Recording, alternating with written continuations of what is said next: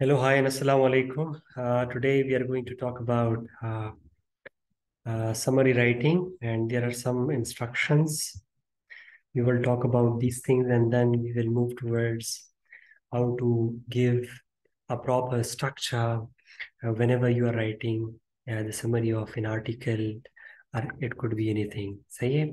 तो आज हम बात करेंगे समरी राइटिंग पर और वो स्टेप्स वो जो कैसे आप ऑर्गेनाइज करेंगे, किस फॉर्मेट में आप लिखेंगे, किसी भी टेक्स्ट को अगर आप समराइज कर रहे हैं, किसी भी आर्टिकल को आप समराइज कर रहे हैं तो कैसे करेंगे। तो स्टार्ट करते हैं।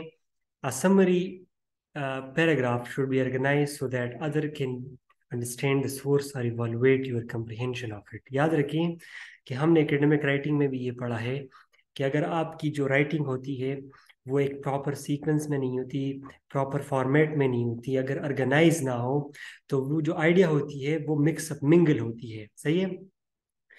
तो जो रीडर होता है उसको आइडिया अंडरस्टैंड करना उसमें क्या होता है, डिफिकल्टी होती है। So in order to eradicate this problem, in order to give a clear and concise idea to the reader, you must give a proper format to your summary। सही है?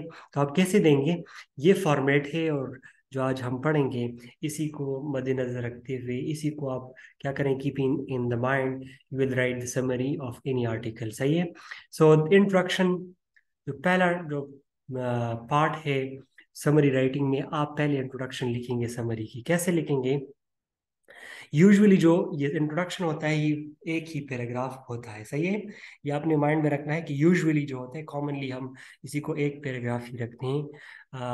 अच्छा, it contains a one sentence thesis statement that sum up the main point of the source। याद रखें, इसी तरह हमने ऐसे में पढ़ा था कि एकेडमिक राइटिंग में जिस तरह हम ऐसे लिखते हैं, किसी भी डिसर्टेशन लिखते हैं, तो उसमें ऐसे में एक इंट्रोडक्शन में हमारे पास 30 स्टेटमेंट होती है।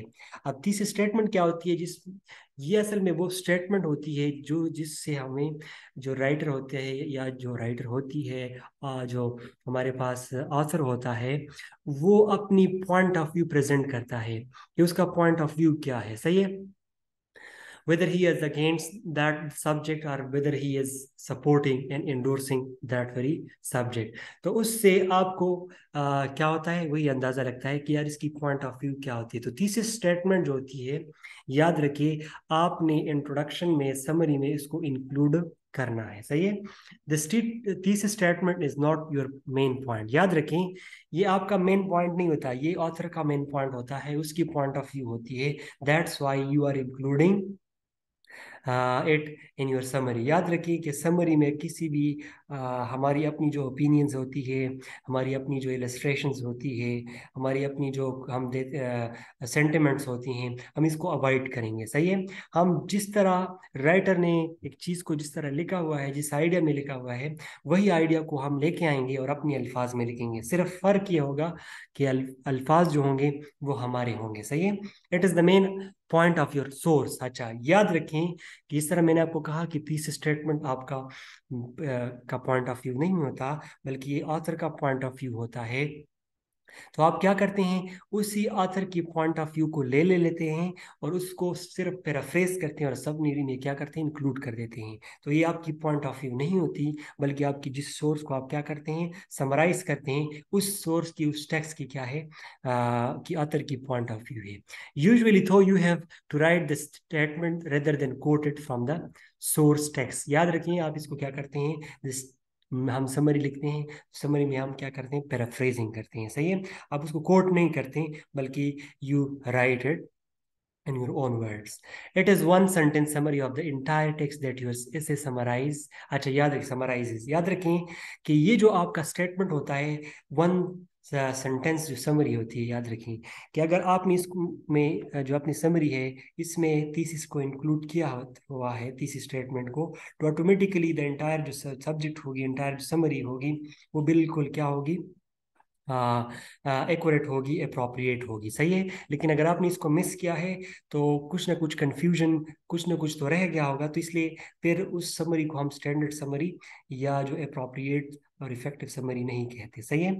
Also introduce the text to be summarise. अच्छा, जिस टेक्स्ट को आप याद रखिए समराइज कर रहे हैं तो उसमें आपने क्या करना है, इसमें आपने डिफरेंट चीज़ों को भी समराइज करना है। तो आपने क्या करना है, give the title of the source.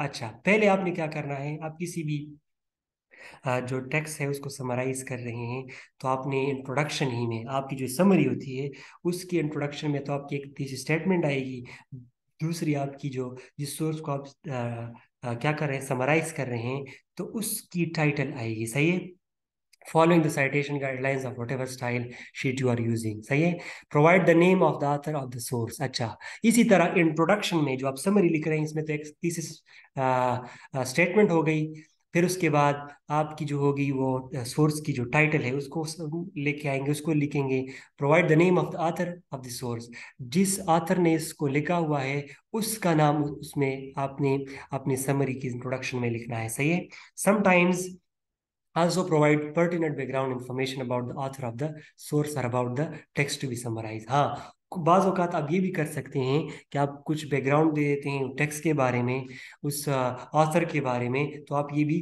दे सकते हैं in the summary and the introduction of the summary. सही है, the introduction should not offer your own opinions और evaluation of the text you are summarising.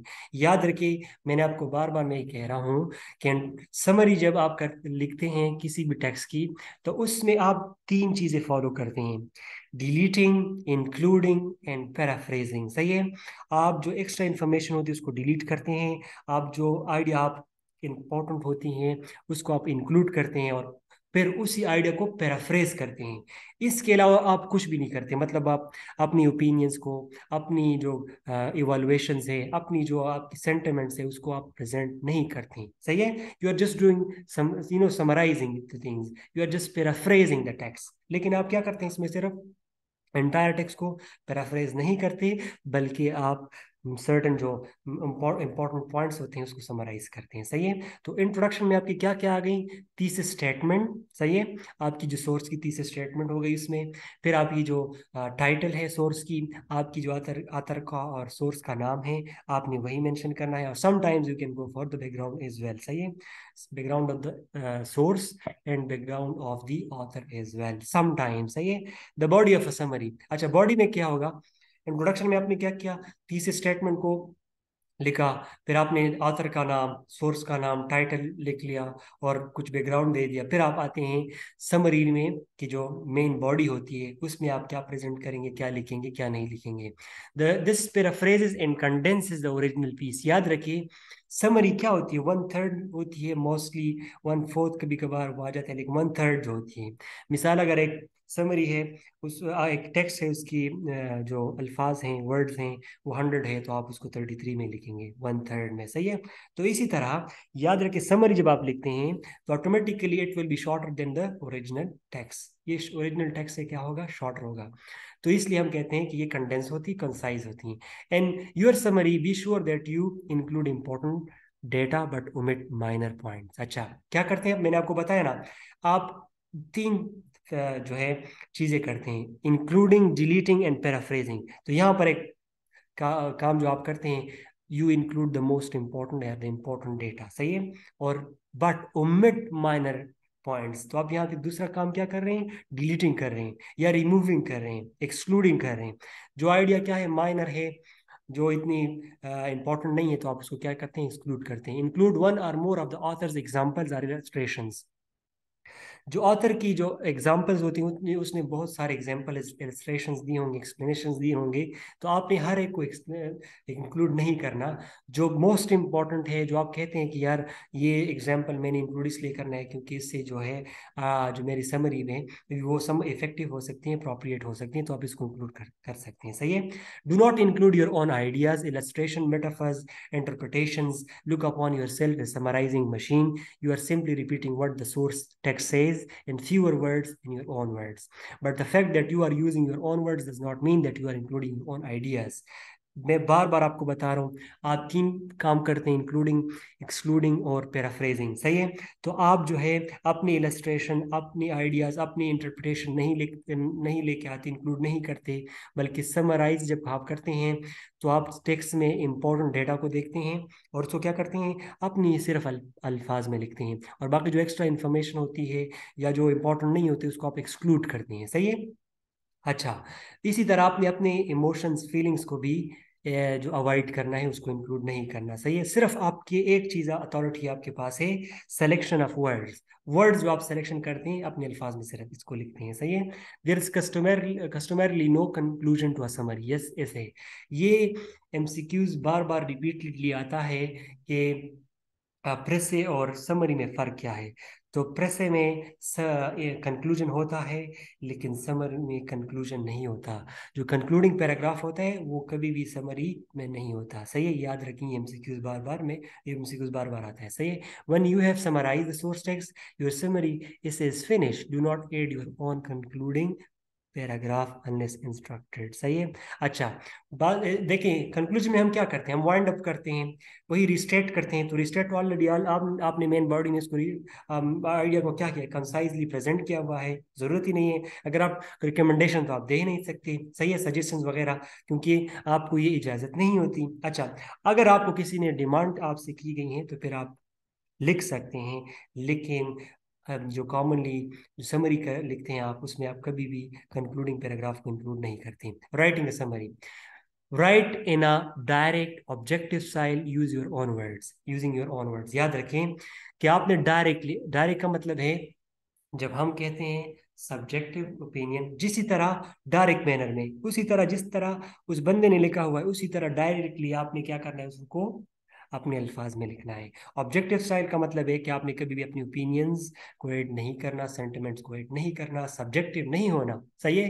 क्योंकि एज इट इज वो चीज़ है, उसको लेके आए और अब सिर्फ अपने अल्फाज में उसको क्या करें, समराइज करें, प्रेजेंट करें, यूजिंग योर ओन वर्ड्स। आपके पास अथॉरिटी क्या है, सिर्फ अपने अल्फाज की बस। Use few if any direct quotations, probably not in one paragraph summary. अच्छा, अगर आप कोटेशन देना चाहते हैं डायरेक्टली, कुछ कोटेशन तो आप कर सकते हैं, लेकिन इस तरह नहीं कि आप हर सेंटेंस में कोटेशन डालें, सही है। थोड़े कोटेशन डायरेक्ट साइटेशंस आप कर सकते हैं।